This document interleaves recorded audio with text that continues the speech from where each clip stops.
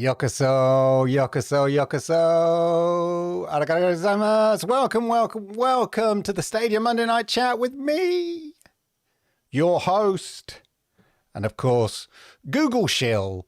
Yes, it's Clive Illenden here with another Stadia Monday Night Chat. Lovely to see people in the chat already. Hello, Lord Gaming Man. Lovely to see you, sir. Victor Del Maestro. Hiya, Victor. We should just change your name to Victor Del Maestro at Phil Harrison, because every tweet, you at Phil Harrison. I have a funny feeling he's not on Twitter.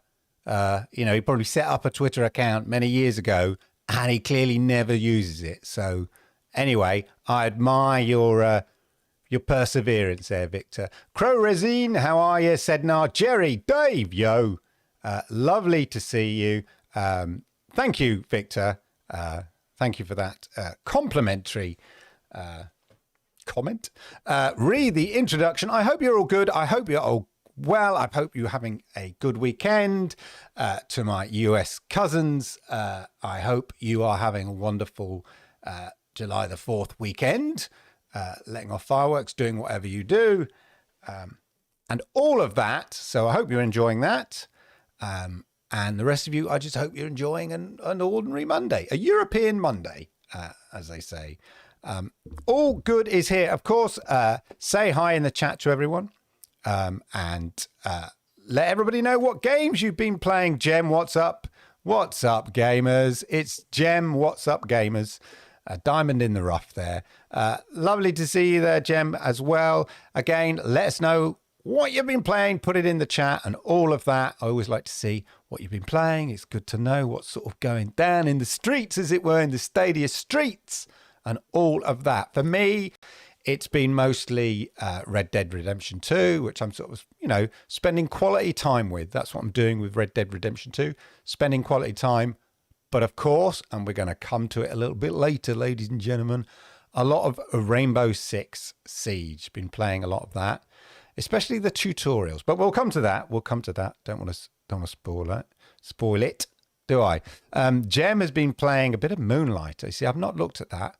I'm not sure it's my cup of tea. I'll give it a go because people saying, don't sleep on Moonlight, as they say. So there we go.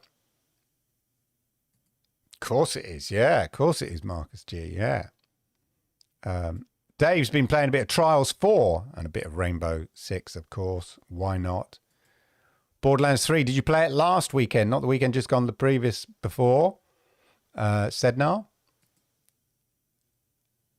Mortal Kombat 11. Did you pick it up in the sale? The mega sale, redonkulous sale going on there, Roger. Let us know. And hello and welcome. Right, ladies and gentlemen, shall we get on again? Another sort of interesting pack show.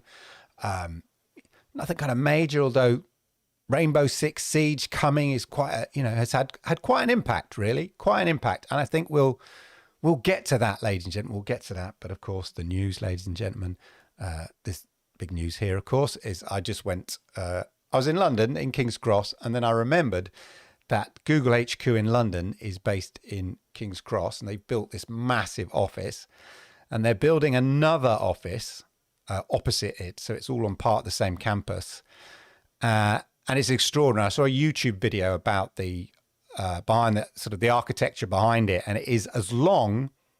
The building is long as the Shard is tall. In fact, it's longer than the height of the Shard.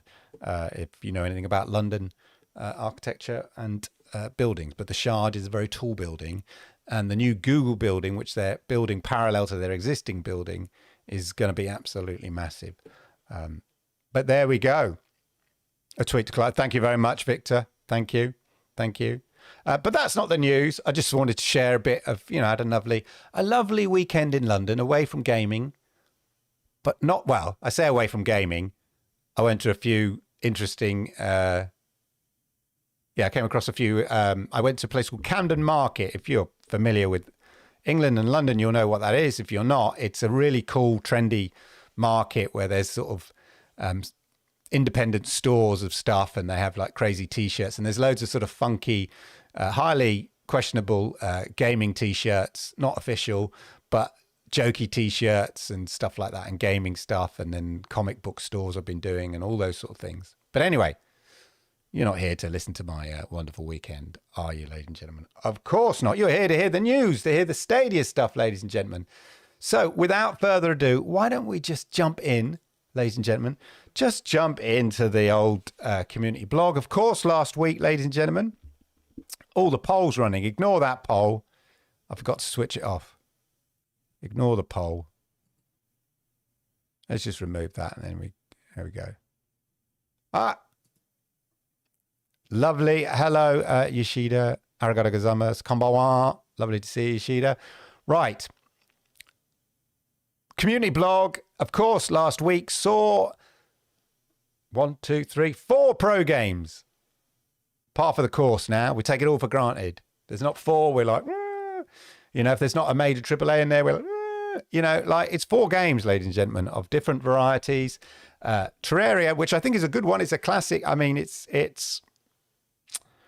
a game that still gets played a lot. I know it's, nearly 9-10 years old. It's good to have it as a pro game for those, people that like that sort of thing, can dive in. I've not played it. I've watched my son play it a bit. I've never really played it. But let me know if you've played it and whether it's your sort of thing. But it is popular. It still gets a lot of following on Twitter, not on Twitter, on Twitch and stuff like that. So that's good. Dark Side Detective, we kind of knew was coming. Talked about it last week as being a possible pro because it missed its original pro slot. So they probably gave it a couple of months and then thought, right, put that in there now. Time has passed. And Street Power Football, I have played. So of those pro games, those 4 pro games, I did play a little bit of Street Power Soccer or football. There we are, football. Street Power Football. Played a little bit of that. It's all right. Bit of fun. A game you can just drop into. The same sort of character models as in the WWE one that we saw from Take-Two. That similar kind of character model design and stuff. Bit of fun. No harm in that. But let me know, as I say, which of the pro games, if any, you've been playing and all of that. Were you disappointed by them? Were you expecting to see something more? But all in all, that's okay. We can't have, 4 games, a classic one, a brand new game as well, which for all intents and purposes gets lots of good reviews. Moonlighter, a lot of people saying, look, don't overlook it. So there we go. And of course, just a sort of a note, bear in mind, StreamWorld Dig, which has been there for ages, is actually leaving. Do you reckon it's been there for a year? I haven't really checked. I'm just sort of guessing, but it seems to have been there for a long time. Anyway, so maybe that was a 12-month thing. SteamWorld Dig, Ari and the Secret Season, SpongeBob SquarePants. That wasn't there for that long, really. Pikuniku wasn't either. And Resident Evil 7, not there for that long either, really, when you think about it, are all leaving Pro. Or have left Pro now. What am I saying? Well, they've left Pro. So there we go. But of course, the big news, ladies and gentlemen, the big news is, of course, Rainbow Six Siege. Everybody seems to have been playing it. I looked on my on Stadia, I was playing it, and I looked on my sort of friends list, and the top 6, Rainbow Six Siege, Rainbow Six Siege, Rainbow Six Siege, Rainbow Six Siege, Rainbow Six Siege, everyone's playing it. And it's a sort of game, it's quite, you're going to get a game. It doesn't take long. The games don't last that long. And so it's quite it's fun, even though you may not be very good at it or whatever like that. It's just fun. I must admit, when I first played it, I thought, oh my God, this is a really steep learning curve going on here, ladies and gentlemen, because I thought, where's the tutorial? I couldn't find the tutorials. It wasn't obvious where they were. So I just dived in at the deep end and sort of guessed my way through it and managed to get a few kills and stuff like that. But that was about it, really. But then I found the tutorials, and you know what? I'm having fun just challenging myself right now in the tutorial. I want to go through all the different scenarios. There's a number of scenarios, and they're quite challenging. I'm playing it on normal level, normal setting, and they're quite challenging to sort of get through them because you're effectively playing solo, albeit against AIs. But it really helps you learn the game, get the hang of it. So I'm feeling more confident to dive back into a bit of PvP, knowing I can get the odd kill and also knowing what I'm sort of doing a bit more than I was when I first kind of jumped in the game. Like Rolf saying, wasn't much for me this month. Yeah, exactly. But ironically, as you say there, son loves Siege. So, that's absolutely there. You've just kind of underlined the fact that one man's treasure is another man's junk. One man's junk is another man's treasure. So there we go, as they say. So, it varies. But I must admit, it wasn't anything major for me. I mean, I'm looking forward to dropping into Dark Side Detective, not necessarily my game, but I quite like those sort of slightly wry detectives type things. And I'll give Moonlighter a shot. And I say, I've looked at Street Power Football, so there we go. But it's interesting. I think it's worth, talking about the Stadia Pro games. And people often talk about the business model and all of that. And we've heard the kind of arguments. And I've said it many a time on this show and on other shows. And whenever asked, I mean, even if I'm not asked, I'll say it. The thing about Stadia Pro is the longer you have it, the more valuable it becomes. That's the thing that people don't, kind of get. If you sort of say, if you take, and there's nothing wrong with this, say the Games Pass model, but we know that those games like come and go out of Games Pass. So you sort of have a constant, although they're obviously Game Pass are trying to constantly grow that constant. That's not an oxymoron, but there's a sort of constant amount of games that the lens is on, as it were, that moves across, and the amount of games they have remains sort of constant. So obviously they're trying to increase that range of games, but extensively on Games Pass, you're subscribing to a constant set of games that doesn't really change or increase over time that much. As I said, they are trying to, increase the amount over time, but generally that's not the principle. The games fall away. You understand how that works. But with Stadia, of course, as long as you're pro, even when the games drop out, you'll always get to play those games if you've claimed them. So the real value is, over time, the amount of games you would have in your library, because it's about building a personal library. It's not about using, if you look at XPass in a way, is like using somebody else's library, which might change. You don't have control over the games that kind of come and go. Whereas with Stadia and claiming games is like building your own personal library, which will never change as long as you keep subscribing and will only ever grow. It'll only ever go in one direction. And so I think it's just worth interest. There's a site, many of you might not know, by InLed, Twitter account at InLed. He has this site which monitors all the kind of games here, the Stadia Pro games. Let me just show you here what I'm talking about. Don't know if you've ever seen this before. If you check out Twitter at InLed, INLEAD, it's up here, at in7EAD. So not InLed, it's at IN7EAD. Check that out. Anyway, Stadia Pro Game Monitor. Available pro games, 100% of all pro games. So this is basically all the pro games that were ever released, as I understand it. 90 games. If you've subscribed from the start, you now have 90 games in your library. So we're not far off. By September, July, August. Yeah, maybe by September, we'll have 100 games potentially. Certainly by October, there'll be 100 games that you would have had from Pro. So your game library, thanks to Stadia Pro, will be in a couple of months over 100 games. If you never bought a game, you would have nearly 100 games. And that's based on subscribing. So within 24 months, so if that's over 21 months, has provided 90 Pro games.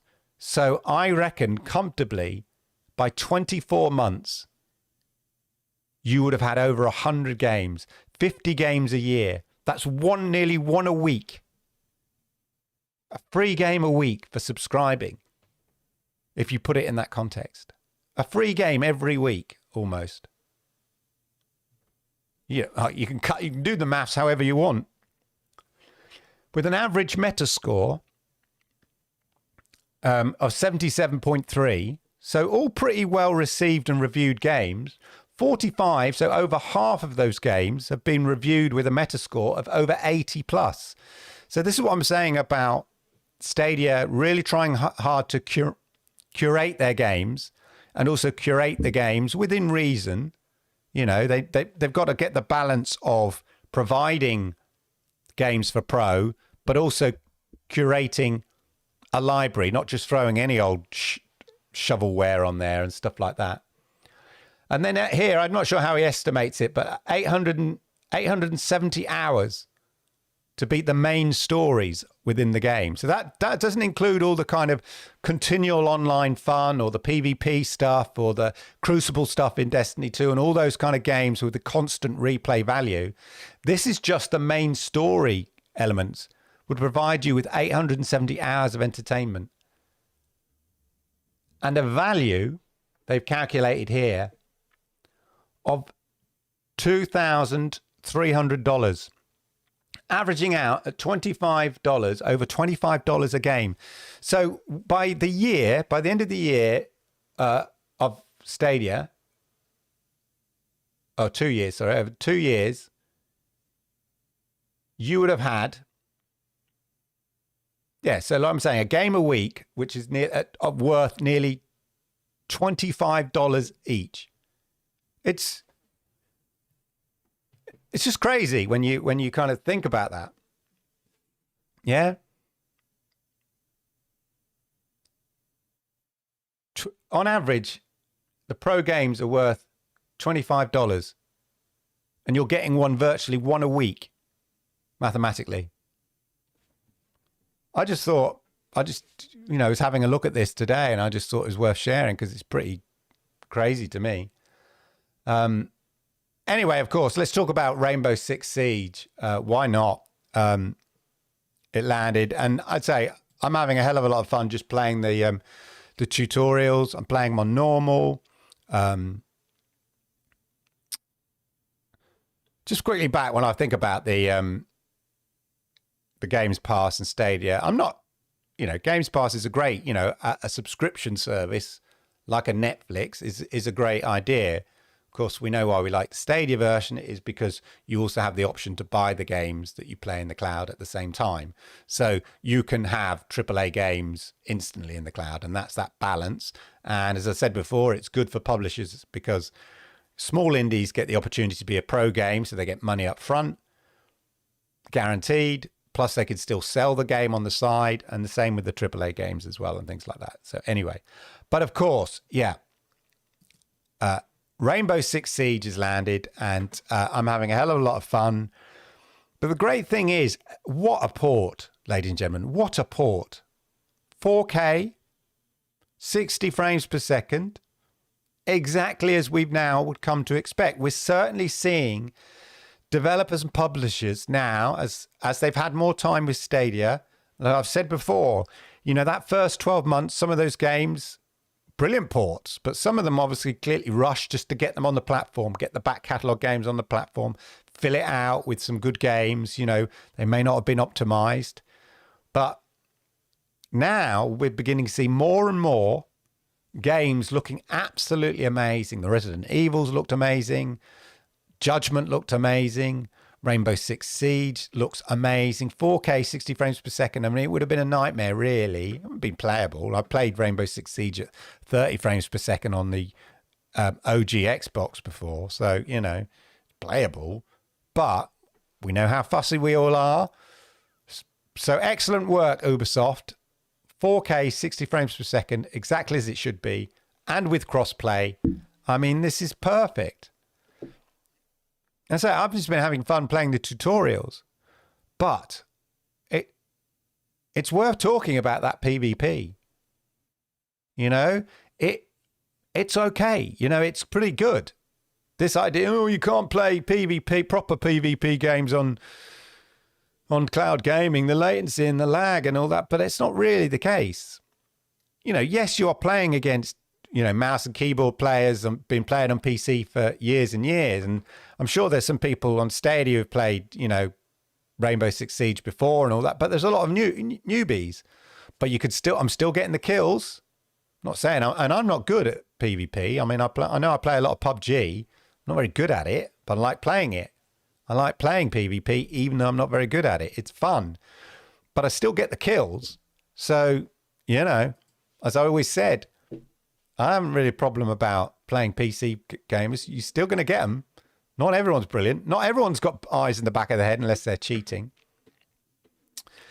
There's a lot of misconceptions, I think, around PvP in the cloud and latency and lag and all of that. And I've been doing a bit of research on it because I read something a long time ago about Red Dead Redemption Online in the Stadia version. I think it was Digital Foundry. And how they're saying it was a really good, it's better to play Red Dead Redemption Online on something like Stadia than, say, you know, on PC or other platforms. And I'll come to why, my understanding of the thinking around that.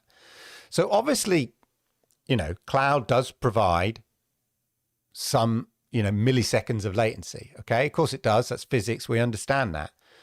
It's just one element of latency within a chain. Playing on your Xbox or PlayStation on a TV provides an element of latency and lag. Yeah. Unless you switch your TV to gamer mode to reduce it. Yeah. But if you don't have your, on many TVs, if you don't have your TV set to gamer mode, the latency and lag you're going to get playing on your native console is going to be sometimes greater than many of us get on something like Stadia. So there's lots of bits in a chain of communication which can provide latency and lag. And playing on the cloud is just one element of that. There are elements playing on your PC. There are elements depending on how fast your network is. There are elements on, this is on playing natively I'm talking. I'm not just talking about cloud. So there are lots of things where latency and lag can occur on the different platforms you play. So as I understand the way that PvP works and a multi-platform game works is fundamentally at its basics, when you're playing PvP, you are reliant on the person with the sort of the highest latency. When I say the highest latency, I mean the slowest latency, yeah, the biggest latency. Yeah, the lowest common denominator. Everyone else within that instance of the game, in basic principles, the way these games are designed, is reliant on the person with the slowest lag. Yeah, the biggest amount of lag. The amount of time it takes for their game to respond to the server. So effectively, the latency of the game is now the latency of the most lagged player. Hope that makes sense, yeah? So when you're playing in a PvP, the latency that you'll experience is based on the most lagged player. Okay? So just bear that in mind. Think about that. I'm going to try and explain a few concepts here. I'm not an expert, but I have some diagrams that will help kind of explain it in very basic terms. I hope you can see that. I'll come to it larger and we'll explain it. So, as I say, you're dependent on the person, the most lagged player. So that adds a level of latency, whether you're playing natively on a PC or not. Yeah. Now, with Stadia, that instance of the game you're playing, yeah, you're not playing on a console under your TV that then has to communicate with where the game server, yeah, that's controlling that multiplayer is sitting, yeah, because your game, your Stadia game, is on Google's cloud, you know, Google's blades, and their internet to the game, yeah, if you think about it, Google's internet, their private internet, their edge nodes and all of that kind of stuff, to where the game is being run, the multiplayer game is being run, is super fast. And if you're playing with other Stadia players in that instance, you're all at the same speed, yeah, communicating. So if we have a look at this little diagram, it'll make a bit more sense, hopefully. So up here you've got, hopefully you can see my little cursor there, but up here you've got client A. So basically player A, yeah, and over here you've got player B, and then the game is controlled here in the middle, yeah. So up here is player 1, and they input something, yeah, and then it comes in at this level, at T1 level, yeah. So T0 is when player A triggers something, okay, does something, and it comes in at T1 level. But he's got to wait until player B instance, who say who's got a slower internet, comes in. And his comes in here at T2. And then the server running the game can do what it needs to do to update the state of the game and then send it out to the player A and send it out to player B. And player B is a bit slower, so he's a bit down here at T4, but player A is here at T3. So this time adds latency. But if your game is being played on Stadia, the time it takes to get to the server that's running the game, the multiplayer game, not the game itself, but running them, is going to be a lot quicker, more than likely, than it would be coming from if you were playing on a native console under your TV. Now, yes, you have to factor in the lag of your response to the cloud. But what I'm saying is the speed of the response from Stadia straight to the multiplayer server may well compensate the added speed that you have by playing in the cloud in the first place. So it might balance it out compared to another player on a native console or a PC. And if you're playing other Stadia players, then the speed at which those Stadia instances of the game are communicating, because remember, they're not going via you other than sort of sending you the state of the game, as it were, down here, is going to be much more quick and responsive. And then therefore you're not really waiting on the lag or latency of the lowest, of the most lagged person, because you're all on Stadia blades. So no one's more lagged than anybody else. I hope that kind of makes sense. It's a sort of a bit of a crazy concept, but, you know, basically it's like you're all playing in the same room on the same network. Back in the day when all my friends used to play Counter-Strike on the work network. Yeah. It's always like the Stadia are all on the same little network there. So yes, if you've got an esports grade PC with an esports grade internet connection and stuff like that, of course, that's going to be faster. But what I'm talking about is the majority of gamers playing on the original Xbox, or players playing on a PlayStation who haven't adjusted their TV to gamer setting mode, or maybe have a slow internet, and all these other factors that add in to so that they, you know, so that the speed at which their game communicates with the multiplayer server could well be as slow as it is playing on cloud. So that's the main concept. But in reality, this model I've showed you is only really effective if you're playing something like chess, or there's a long response time between the players. The reality of PvP is it has to be much quicker. And the solution that they have come up with is what they call these client predictions. So they sort of make predictions so they can serve the state of the game.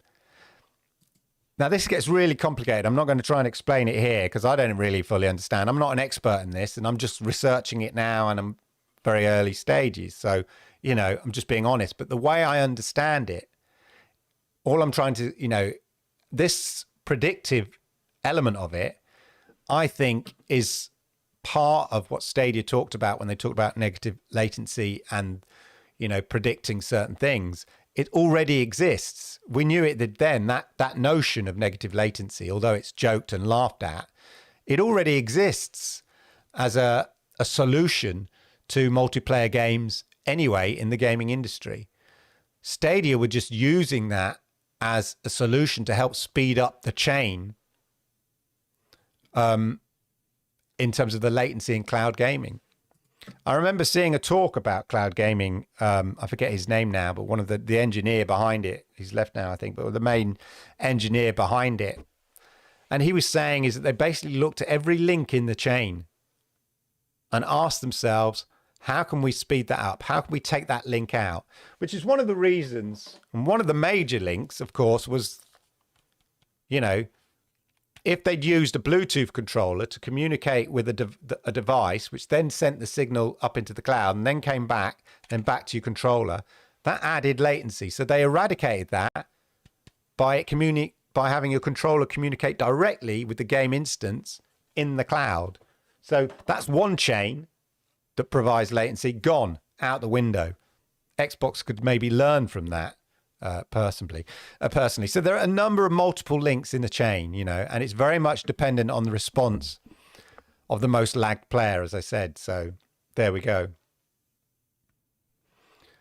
And of course, the thing about negative latency is, as Jem says, every time I miss my shot, I can blame, maybe, you know, this predictive thing they talked about, they missed, but you didn't actually miss. Yeah. Is that what you're saying to me, Jem? Jem, you're good anyway. I don't know. You know, you're modest. You're being too modest.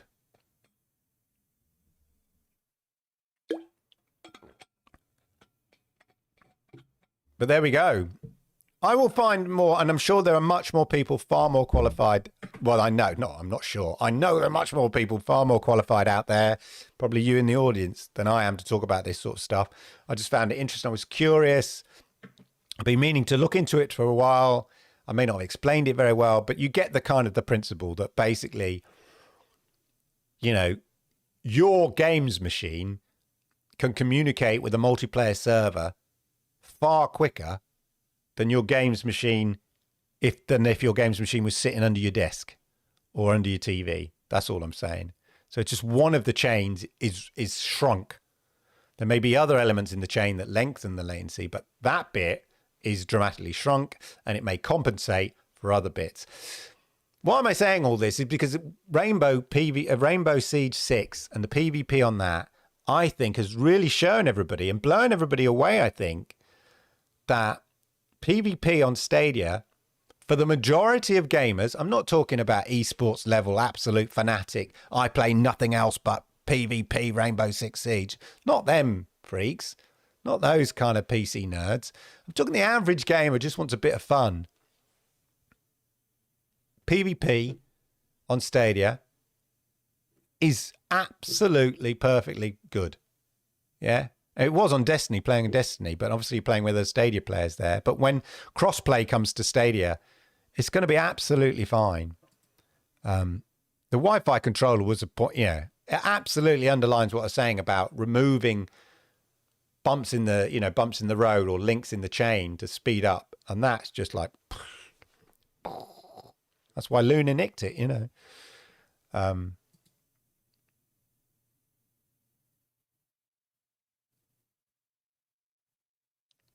Yeah, and I think you're right. I mean, it works well with all other controllers, but for your optimal experience, absolutely, Stadia needs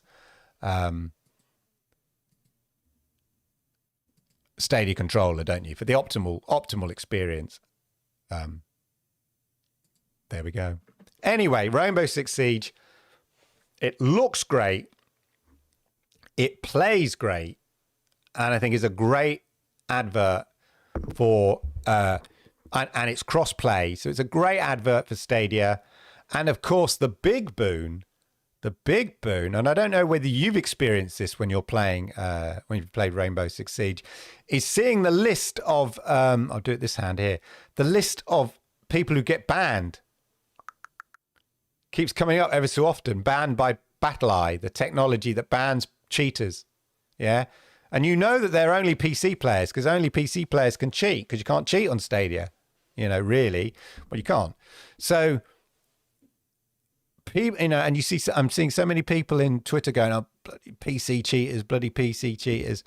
Maybe, controversial here, maybe Stadia, for the average gamer, yeah, I say not esports fanatic or people who, proper hardcore PvP players, but for the average person who loves having a bit of PvP and a bit of fun, maybe Stadia is the best place to play Rainbow Six Siege because latency is not an issue at all.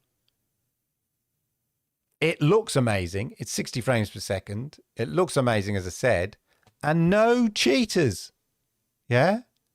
So if you're a PC player and you're absolutely frustrated or annoyed by the level of PC cheaters, come on over. Yeah, come on over. Switch off that cross-play element of it. Just join a Stadia community of PvPers. Is that a word? PvPers? Anyway, let me know what you think. But definitely a great port and great fun. Really enjoying it. Right. Let me know anyway in the chat whether you've been enjoying it and all that. So, Lord Gaming Man, how are you doing, my friend? They're not going to flash you up there. Hello, sir. Don't you feel left out there? Anyway, ladies and gentlemen, as I say, Rainbow Six Siege, great example of a game, big AAA game, multiplayer, cross-play, PvP, chef's kiss. Works absolutely brilliantly. Right. Let's talk about Google's future, shall we? Let's talk about, what Google are doing. Where's the roadmap? Google, show me a roadmap, mate. They've been leaving clues for those that could be even bothered to open their eyes. Yeah. Ever since. And I've been here. Hopefully you've been following me and understanding. I've been showing you every week. They've been leaving clues, as it were. Yeah. Not clues. That sounds like it's all secretive, but they've been indicating by their actions. Yeah. Actions speak louder than words, constantly where they're going and a roadmap. Have they kind of put it in crayons for you, written it out in crayon so you can read it and understand it? No, right? Why should they? Yeah, so they haven't written it in crayon for you, yeah? But all the clues are there. What am I talking about? Well, I'm talking about, or before I get to the, no, let's go there now. No, I've changed my mind. I'm running the show. I'll say what goes. There was another Stadia blog. 2 games dropped last week. Why did I miss this? Right. Streets of Rage 4. Now, I've played that on the Xbox, but a bit of old school gaming, and it. For those of it, this is back in the arcade days, ladies and gentlemen, and there's a real nostalgia element to it with the kind of music and jamming 90s beats, among the best beat 'em up series ever created. Jamming 90s beats. I'm not going to put it on. Over the top street fighting. Iconic series Streets of Rage comes back with a masterful tribute to and the revitalization of the action that fans adore. And it does look like a great kind of nostalgic, funky version. All-time classic Streets of Rage is a beat-em-up series known for the timeless gameplay, electronic dance-influenced music, make some shapes, Builds upon the classic trilogy's gameplay with new mechanics, beautiful hand-drawn visuals, and it does look great. This sort of cartoon hand-drawn. And god-tier soundtrack. A great one. July the 15th. So what? A week and a bit. Yeah, that'll come out on I don't know whether that's a Tuesday blog thing in 2 weeks. A week on Tuesday or something. Anyway, awesome. Awesome. So really looking forward to that. Bit of old school beat 'em up. Why not, ladies and gentlemen? Why not? And the other one, Darkwood. It's been out a couple of years, I think, was on Steam. A new perspective on survival horror.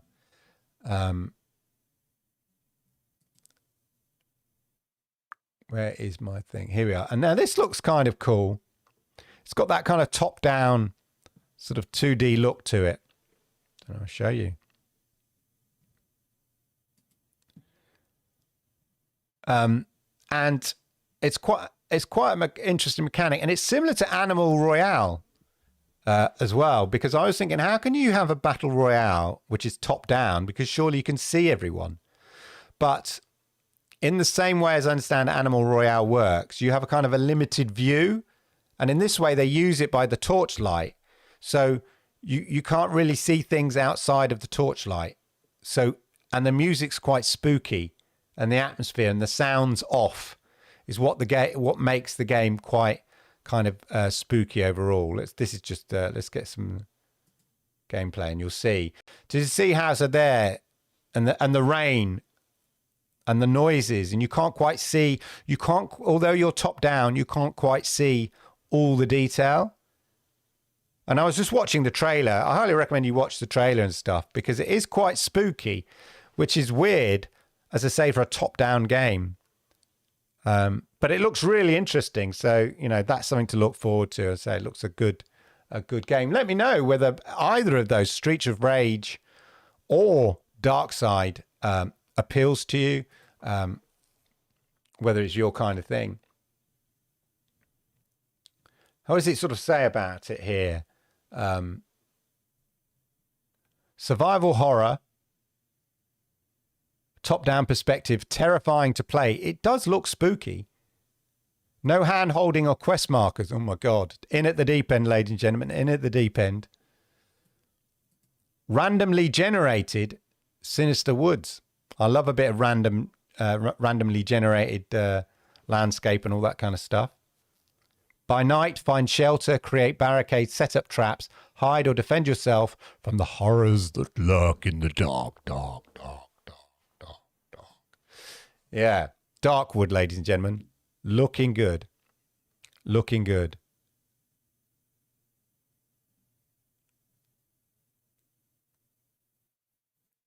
Anyway, so there we go, ladies and gentlemen. So back to, let me know, would those games interest you? I think it's quite exciting that they're coming and all of that. So that's pretty good.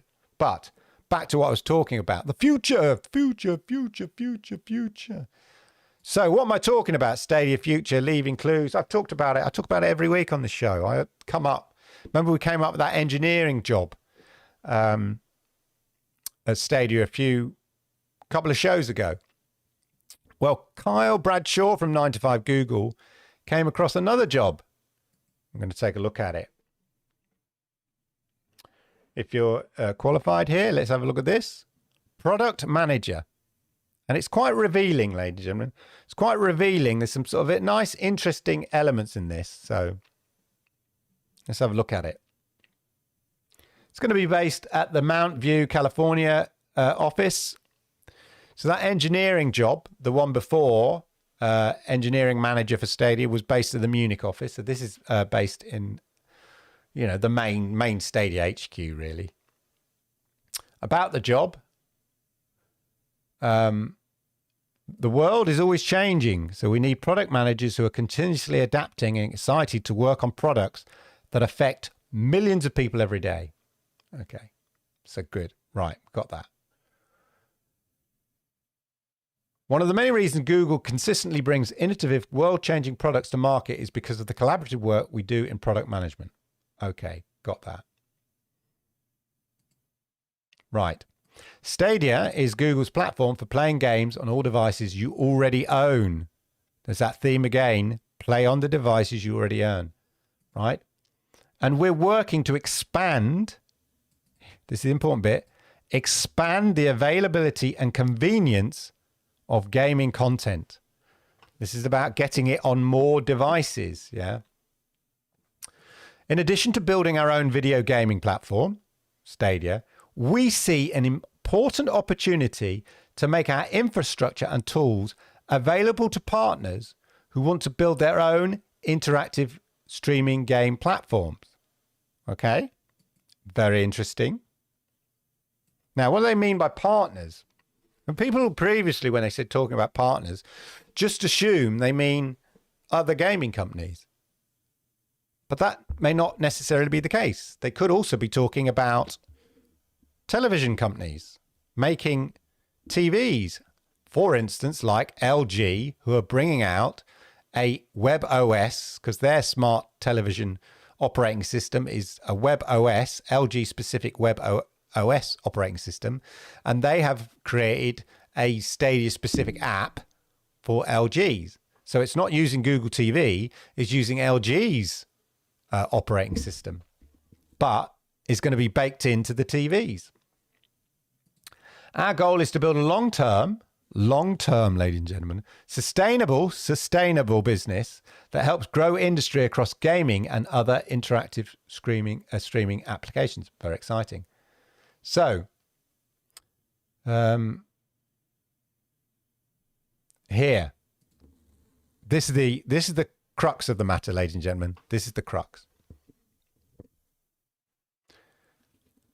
Define the strategy and roadmap for which devices we should support, okay? Define the strategy and roadmap for which devices we should support. So that's about targeting devices that people can be able to play games on. So, in other words, other TVs, other platforms, things like Roku, other streaming devices, all those sort of things are devices where you could easily play Stadia on. Be responsible for the gameplay and app experience on the devices. So making sure your experience of Stadia works on those devices, whatever they are. Launch features that drive real business value for the partners. Features, okay? So it's not about just sticking an app on a TV. It's about what features can we add to that app that makes it interesting to the business partner in question, to make it interesting, for example, to that television company, yeah? Or to that set-top box company, yeah? This is what you're going to think about. It's not just about gaming companies. It's about getting the Stadia app out, or the Stadia app on as many devices as people own. Lead our approach to TV. That's why I'm talking about TV so much. Lead our approach to TV, making cloud gaming available on more devices. They're talking about more TV. So what they're talking about here is how do they make the app available on more TVs, specifically TVs that don't have Google TV. Yeah? The Google TV, any TV that's got Google TV, you're effectively sorted. That's done. Thanks for all the fishes, yeah? So long, and thanks for all the fishes. That's done. We've done that. We're on that. But there are plenty of TVs out there that don't use, as I said, that don't use Google TV. For example, LG. And I think LG will be the first example of a non-Google TV version of the app. So that's clearly what they're sort of driving at. Work with vendors to scale the ecosystem of devices. So working with vendors, TV companies, things like that, to scale the ecosystem, which supports Stadia's hardware and software requirements. So vendors, basically manufacturers of stuff, yeah? Get the Stadia app on as many devices that connect to a TV as possible, whether it's set-top boxes, whether it's streaming sticks, whether it's other gaming platforms, who knows? Yeah? But there we go.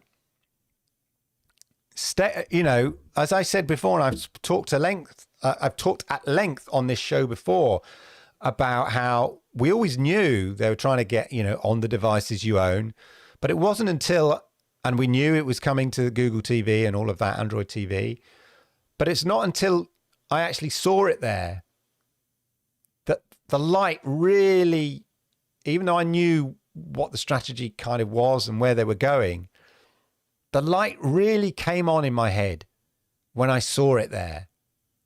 And I could then see, yes, I get it. The Stadia app sitting there next to the Netflix app, next to I've sorted my apps out in order of preference, yeah? So it goes sort of Stadia, Netflix, YouTube, Disney, Amazon Prime, yeah? And I can envisage a time when you're just, like I've said before, you are looking at your TV going, I want to be entertained. Not like I want to do some gaming or I want to watch TV. You will go, I want to be entertained. What am I going to do? What are my choices? And there in front of you are the options to go, oh, do I play a game? And you can click a button, you're playing a game. Do I watch something on Netflix?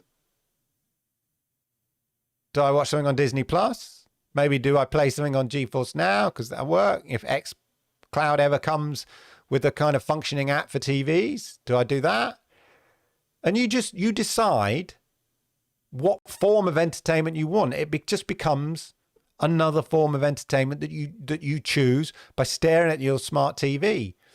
And this is the habit people will get into. And in the same way that and that's the great thing about Google TV itself, is the way that it aggregates all the content.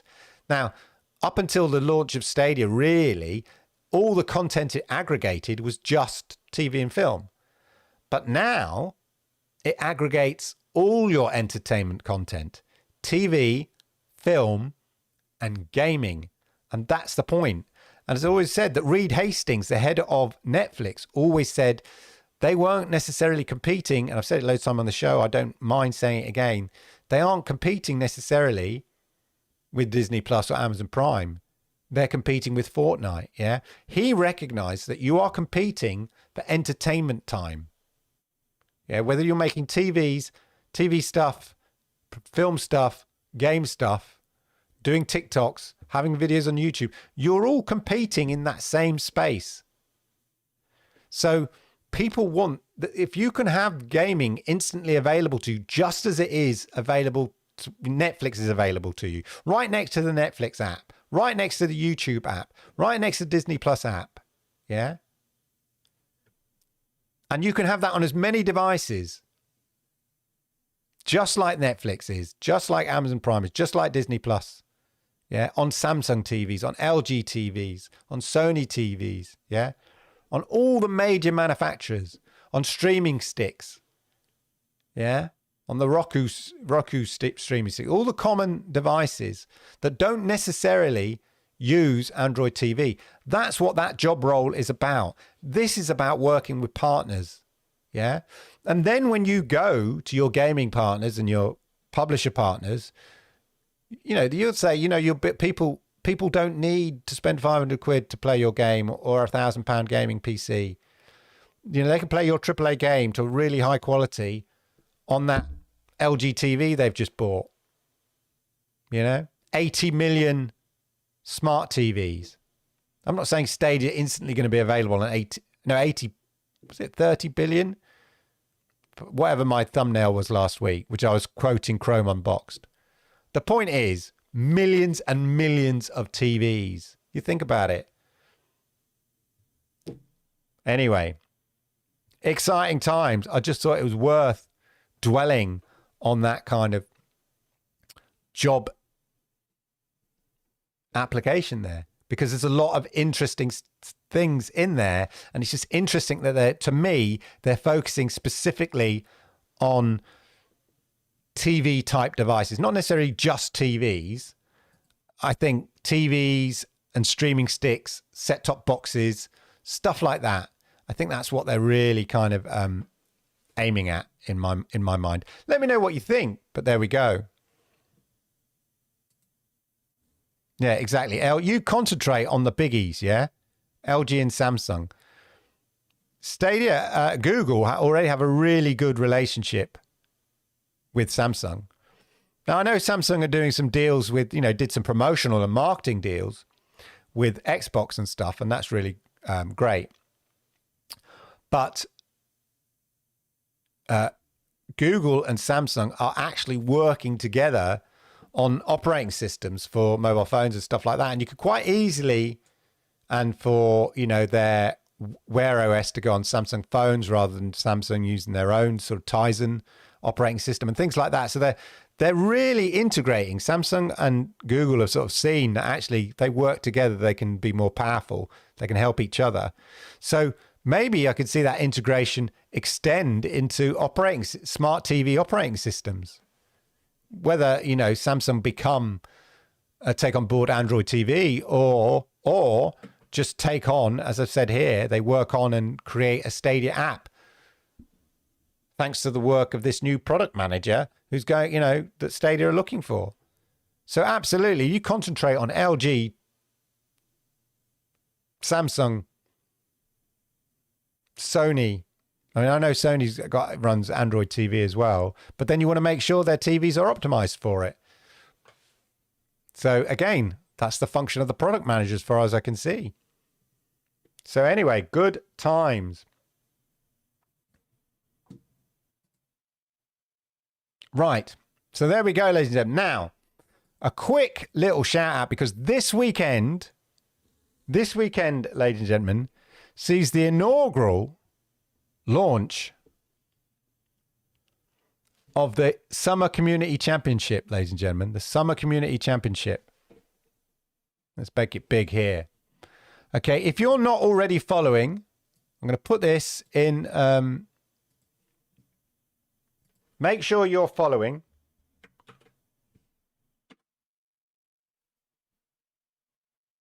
Yeah. Make sure you are following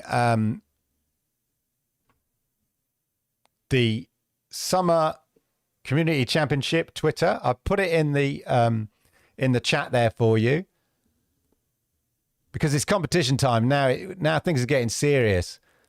Register free, so it's free to enter, and you can win up to 1,400. I think the prize pool money.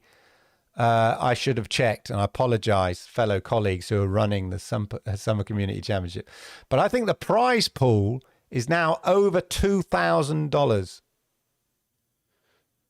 You have a chance to win up to $1,400. The grand prize is $1,000 if you win this community championship. And there's a lot of fun games as well. So it's not about, a giant PUBG game or a giant PvP esports Rainbow Six Siege thing, which I saw somebody on Twitter saying that would be a good competition to have, a Stadia only one version. But anyway, if you go over to stadiahunters.com, ladies and gentlemen, stadiahunters.com, eventually, let's close down some of these. Right, here we are. The website is here, ladies and gentlemen, the Summer Community Championship. 4 games, 4 weeks. Okay, it's starting July the 11th to the 17th. Is week 1, and week 1 is going to be Hitman. Okay, so there will be a level basically in Hitman, and you'll have to complete that level in as fast as you can, and you record the time it takes you. So you can either stream it, you could stream it privately, like using a Stadia stream, and then sort of record it, and that way, if you don't want to sort of stream it out loud, but you can find a way that you can capture the timing of it, even if you're just filming the screen. And it's basically a sort of a speed run of a particular level that will be created specifically for you. And you can just try as many times in that week, and then basically the winner of those, the 4 qualifying weeks, they say the first competition will be based on a custom initial conditions Hitman level. Participants will complete their weekly submission by signing up to a direct to YouTube stream. So you have to sign up to a direct to YouTube stream. You don't have to necessarily broadcast it, but it's a way that we can prove the time period, and you can do it throughout the week. Stream their attempt at one of the many approved time blocks throughout the week. So there's already going to be sections throughout the week that you kind of run it and try and time it and see how good you can go. And then the stream URL itself, with a verifiable timestamp on YouTube, is going to be your submission of that week. At the end of the week, the submissions will be ranked based on a scoring system divided for each week. So because each game's going to be different each week, there's a different scoring system, which we will, of course, publish. The person with the highest score in each week will receive $100 and will automatically be granted to a position in the finals. The person coming in second will get $50, and there'll be additional prizes each week will be announced at the beginning of each week. And so then the following week, there'll be a new game. The same process will continue. And the end of the fourth week, the top players will be invited to compete in a live, ladies and gentlemen, live multiplayer final event on August the 14th at 10 a.m. Pacific time, 1 p.m. Eastern time, 6 p.m. British Summer Time. This will be live, and we hope to broadcast some of these as well and have highlight shows and things like that. But definitely be broadcasting a live show on August the 14th to see who is going to walk away with that $1,000 prize, ladies and gentlemen. $1,000 prize. So get yourself over to stadiahunters.com, sign up. It's going to be a bit of fun. As I say, the game's going to be very varied. It's not about PvP necessarily. It's not, Hitman's going to be a sort of speed run type thing, but there'll be other different games. They're not all speed runs, different little tasks and requirements, and a mix of competitions and all those sort of things. So have fun. You never know. And there are multiple prizes to win along the way. And the overall prize fund pool, I know, is growing over time. So get yourself signed up, ladies and gentlemen. There'll be more details throughout the week. But definitely get yourself signed up. Make sure you've signed up to the Twitter Summer Community Championship at the Summer CC. Get yourself signed up there. It's all being organised by Stadia Hunters, Vivi Plays on YouTube, of course, Jack DeSlip, Four Scars Gaming, MM2K, and this fine fellow here, myself. So it's going to be a lot of fun. Put a lot of work. We're going to be putting a lot of work into it. Got a lot of stuff to do for it, but make sure you get yourself signed up as soon as you can. Get involved. Have fun. Why not? Nothing to lose. You might win something, and it should be a lot of fun as well. So absolutely get yourself. Hello, Ryzak. How are you? Finally made it. Thank you, sir. Victor, definitely give it a go. It's brand new. Yeah, it's a brand new thing. Jack DeSlip is the real mastermind behind it all.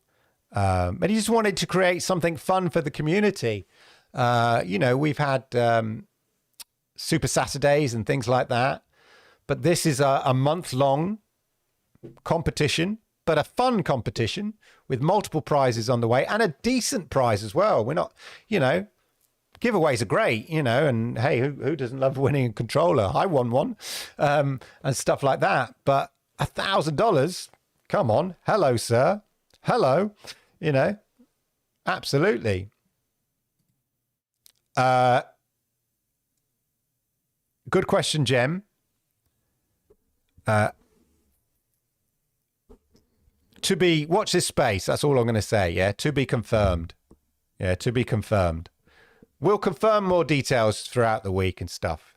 As we come into the busy end of organising it all, there'll be no doubt a whole flurry of activity and news. That's why you need to get yourself following on the Twitter, ladies and gentlemen, so you don't miss out when it comes to this stuff. Right. Chat, ladies and gentlemen. Let's get down to chat. It's going to be a lot of fun, that. It's going to be a lot of fun. Chariot Man Gaming, lovely to see you. Lovely to see you. Some interesting facts here coming in from Marcus G. Knight. TV sales hit 72.4 million in Q4 alone. Exactly.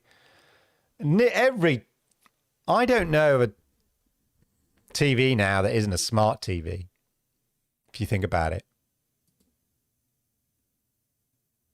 Need to get it so you can use your mobile as controller to try it. Yeah, they're experimenting with that. I said, no, and that's such a great concept. You know, give it a go. Exactly. Because then you'll be in. Yeah, I know they're having a few conversations, but business sometimes overrides difficult situations. Wow, 30% of the market. Blimey.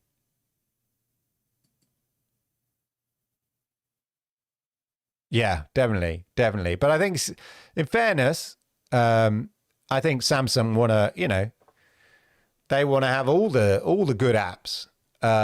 So it might not be worth that. It would definitely be worth Stadia's while, but I'm not sure what's in it for Samsung necessarily to have an exclusive gaming app. They want, you know. But if they get Stadia, that's why Stadia has an opportunity here, because eventually we know that Xbox's aspirations are to have a smart TV app. Yeah, we know. So now is the time for Stadia to be, and I'm sure they are behind the scenes, stealing a march, because people like to play games on their TV. Yeah. You know, your hardcore gamers like to sit at your PC and your gaming monitor and all that. But remember, Stadia is not necessarily aimed at you. You know, it's aimed at the casual gamer, and the casual gamer usually plays on his console sitting under a TV, or used to play on his console, but now he can't afford to buy one, or can't get because he's got kids or she's got kids or whatever. Time's taken over. But now they have an opportunity to go back and play, you know, games again, just like they did back then on their TV. And if they have to get up from the TV and move, they could go to their Chromebook or PC, or damn, they got to pick up Josephine or Charlie from the ballet or the football. It's fine. Play on their mobile phone while they're waiting in the park. All these sort of things.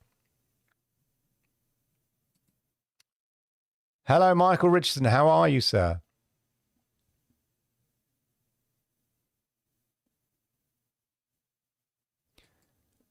Are you talking about, so, not sure what you mean there, Charet. Are you talking about the sports competition?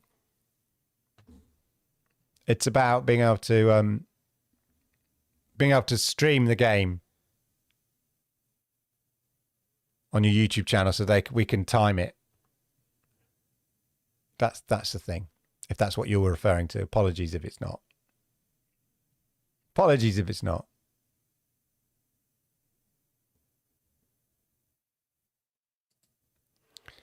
My Ross, I've already got Stadia to load on my LG TV. Really? Wow. How did you do that? That's impressive.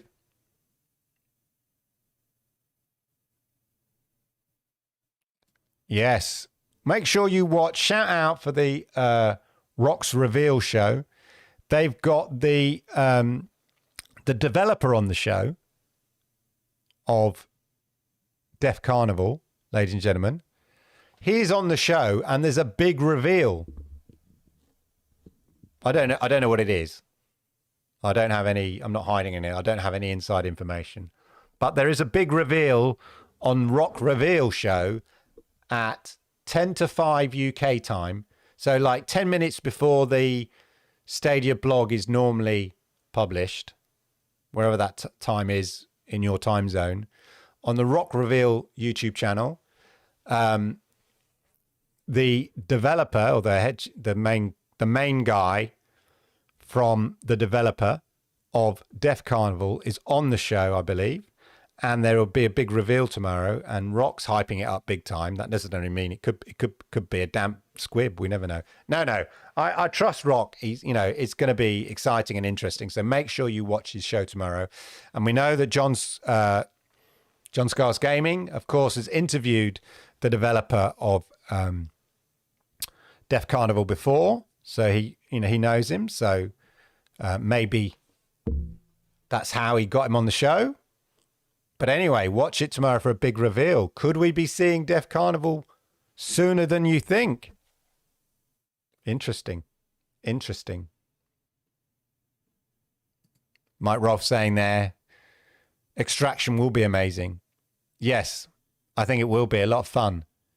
For those that kind of, are not fans of PvP, but like a bit of co-op fun. Yeah, absolutely.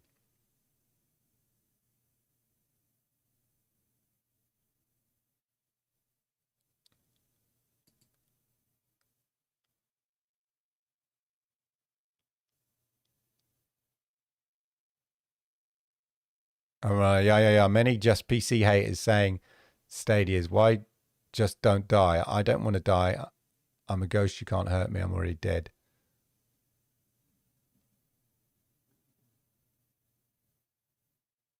Okay. It must be frustrating for PC players, though. I see so many playing Rainbow Six Siege and always, like any game, like Call of Duty or whatever it is, having to put up with cheaters. It's amazing how many, as I said, when I'm playing Rainbow Six Siege, how many people are getting banned constantly in the corner of your screen comes up. I had a list and like 8 came up in one go. Ban, Battle Eye have just banned these people. So it must be really frustrating for PC players. Yeah, I have a controller with paddles and stuff on the bottom for the Xbox. Although I find them get in the way. Although I can take one paddle off and keep one paddle on and stuff like that.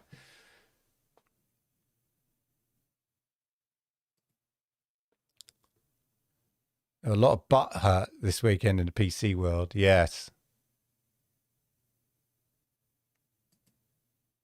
Because Stadia don't reach yet the game critical mass and features convinced to change platform. Yeah.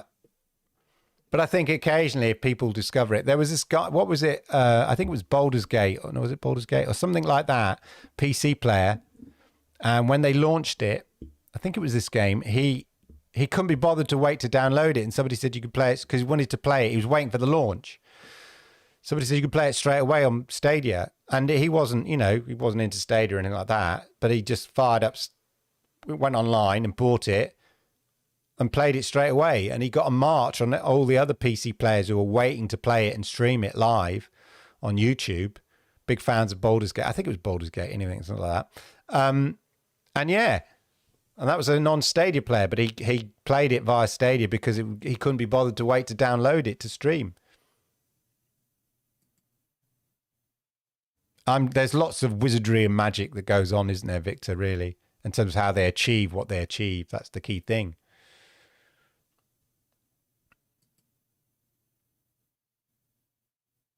Exactly. Move from the countertop to the cloud. Yeah, I was playing. I was a bit late for the show almost.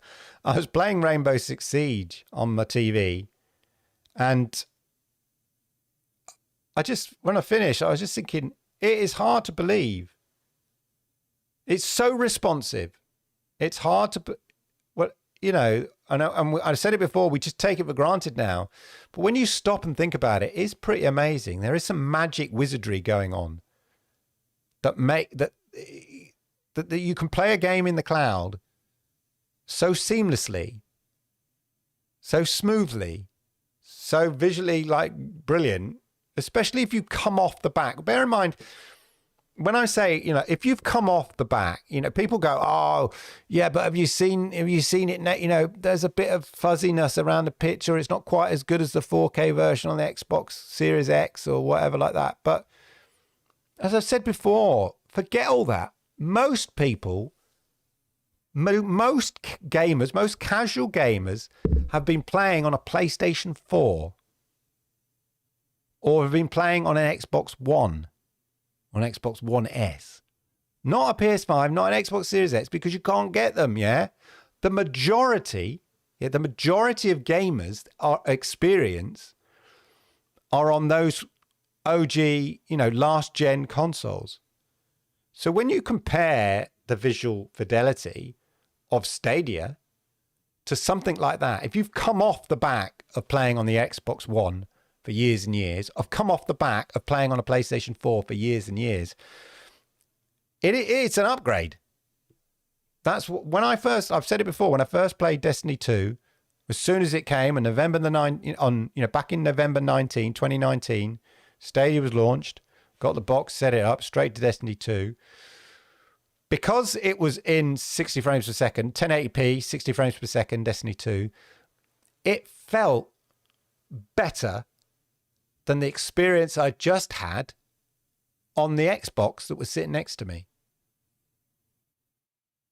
So that's the majority of experience people will have, And yeah, so Stadia have got to keep improving and stuff like that to kind of keep up there and make it. But they're in the right ballpark, and Rainbow Six Siege looks amazing. It's super responsive. It's a lot of fun to play, and it's a great advert for the platform.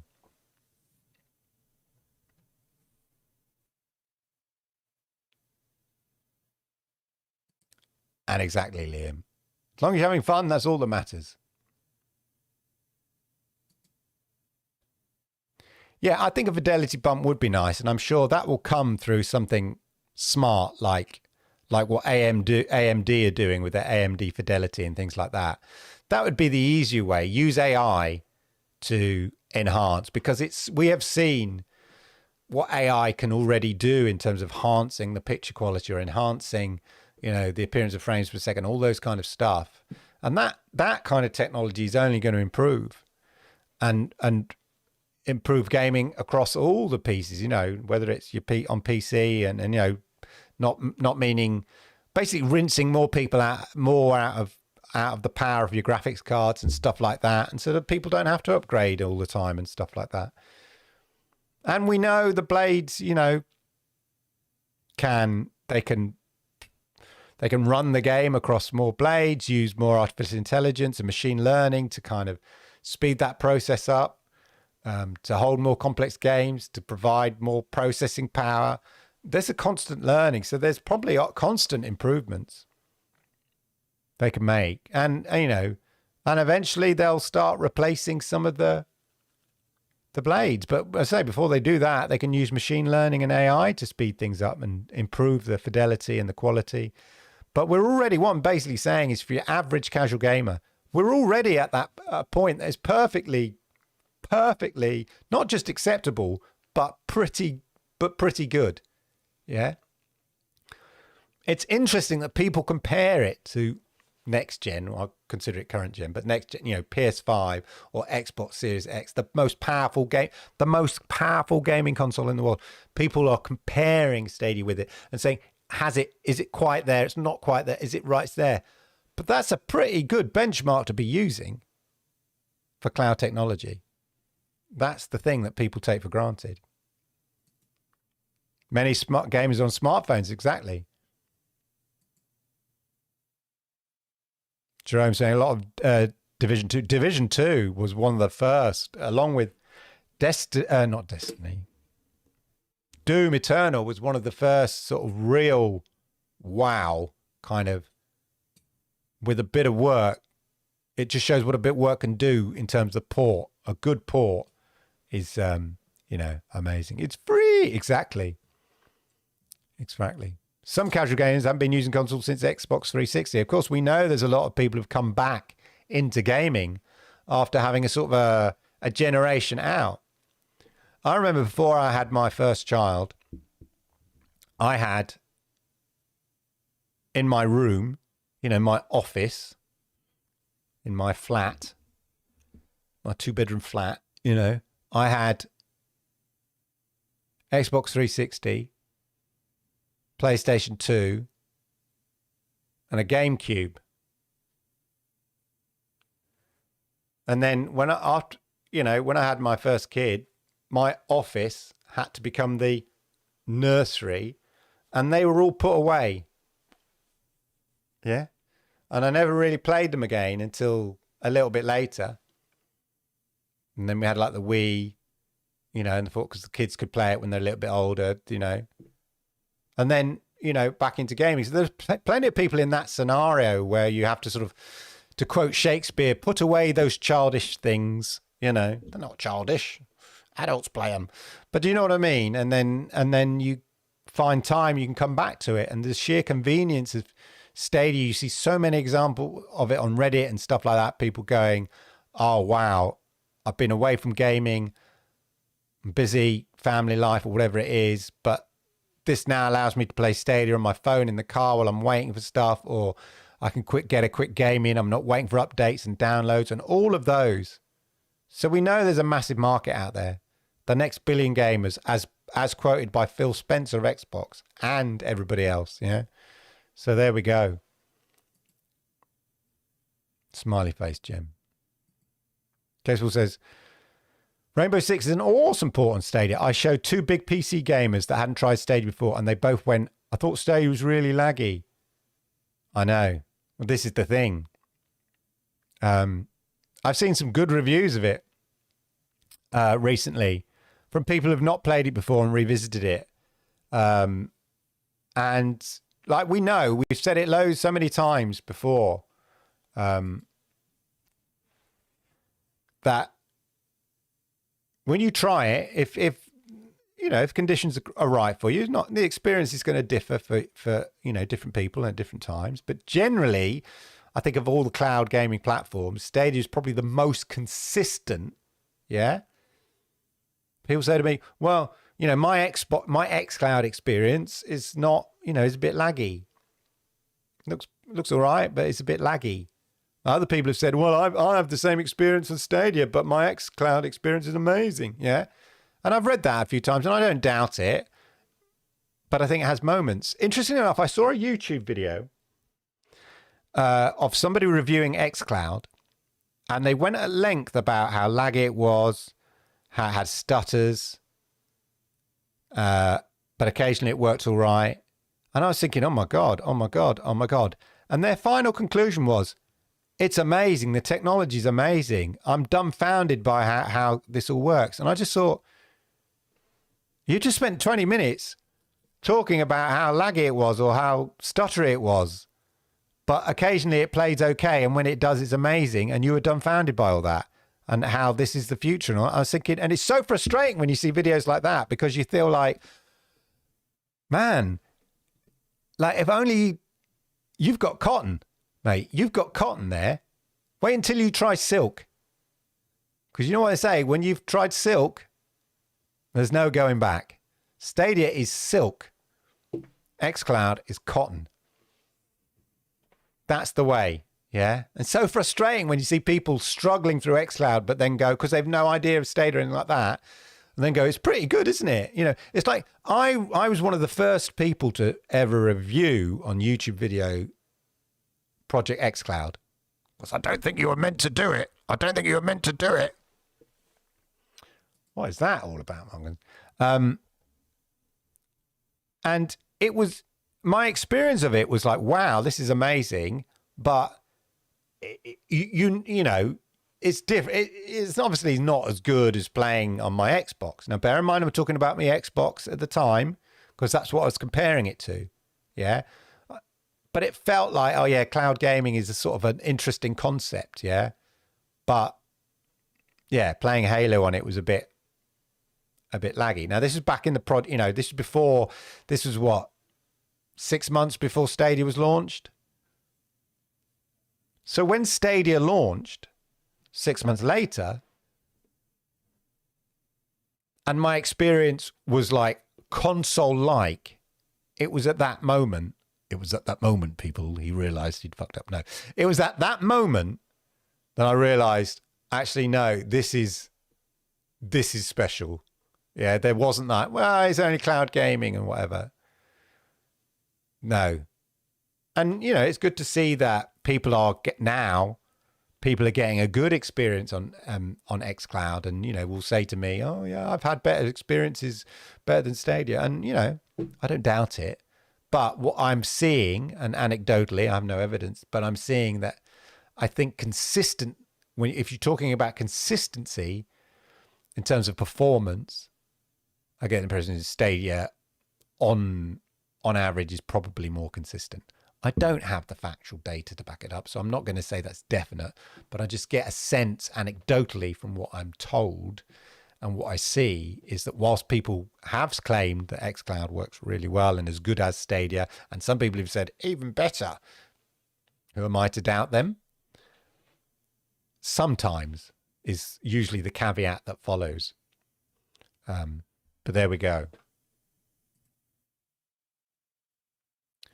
Well, exactly. This is interesting case, Paul. I think basically what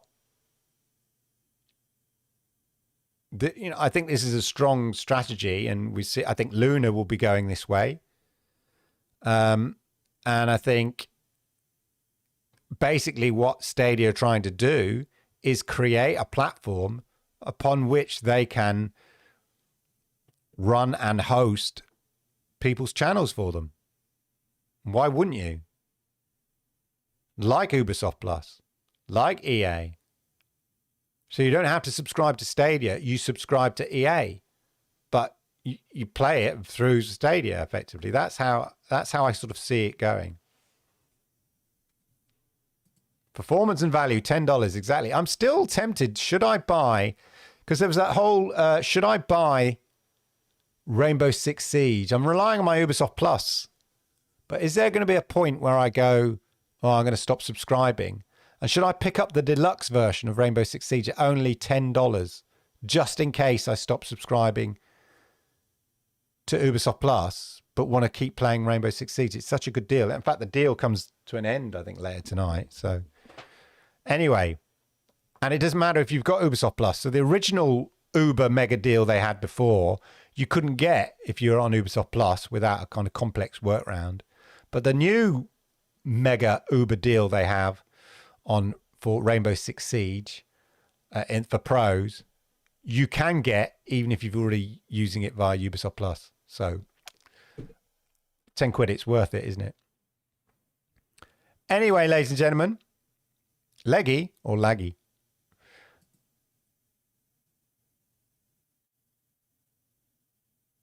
Well, what I would put out there, I've seen a number of people say, well, actually, you know, when I've said things have been laggy or other people said they've had issues, I'm saying, well, mine's absolutely perfect and fine.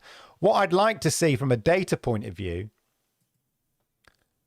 we are excited because it's a good game. Good games don't age. That's the thing, Amnar. Welcome, Amnar. I wondered where you were. Wonder where you are. Andy, do you see them allowing to buy a game once if they add EA and Activision channels like Uber, or will have to sub to play?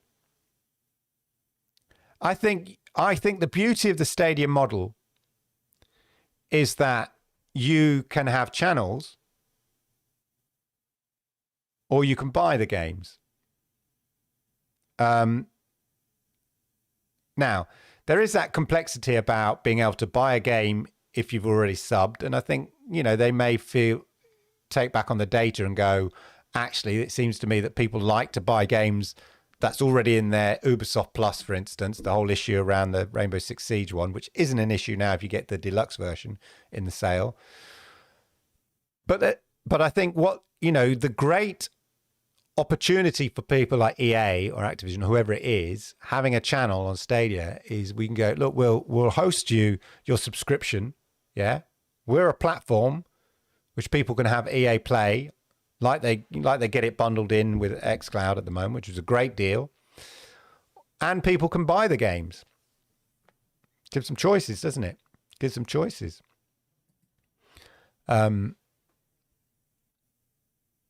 So yeah, I forgot what I was talking about then.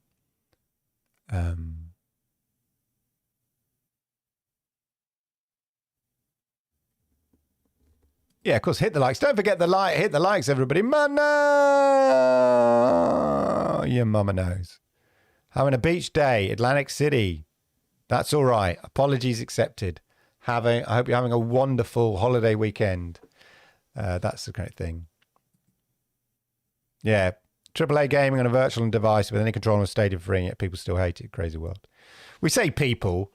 I mean, the average person who's not obsessed with gaming and follows every gaming channel and watches every YouTube gaming channel probably doesn't see any of the crap or certainly not to the level that we all see because we're obsessed with it, all that Stadia gets, and we're all sensitive to it and stuff like that. But yeah, it's all about putting the games in front of people. Like today, I saw on my Twitter. Let's go to my Twitter. So remember last week, I